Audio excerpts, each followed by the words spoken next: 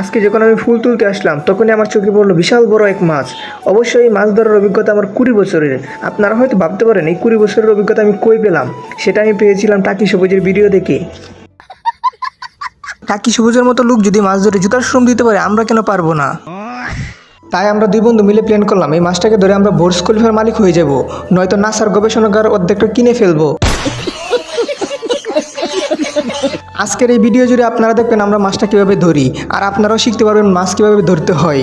তারপর আপনারাও টাকি সবুজের মতো মাছ ধরে হয়ে যাবেন জুতার শোরুমের মালিক। মাছ ধরার এক্সপ্লেনেশন আসলে আমি দিতে পারবো না, তবে আপনারা ভিডিও জুড়ে দেখলেন মাছটা আমরা কীভাবে ধরলাম। এখন কথা হলো যে আপনারা কি মাছ ধরা শিখলেন কিনা সেটা অবশ্যই কমেন্টে জানাবেন। আর মাছ ধরা কিন্তু মোটেও সহজ কাজ না, সেটা আমি টাকি সবুজের মুখে অনেক শুনেছি। আজকে আমি মাছ ধরতে গিয়ে নিজেও প্রমাণ পেলাম। মাছটা কিন্তু আমাদের হাত থেকে ছুটে যাওয়ার জন্য অনেক চেষ্টা করলো, কিন্তু পারলো না। পারবে কেমনে? আমরা তো টাকি সবুজ থেকে মাছ ধরা শিখেছি। তো ভিডিওটি যদি আপনাদের কাছে ভালো লেগে থাকে তাহলে অবশ্যই আমাদের পেজটিকে ফলো করে দিবেন এবং ইউটিউব চ্যানেল থেকে দেখলে চ্যানেলটাকে সাবস্ক্রাইব করে দিবেন।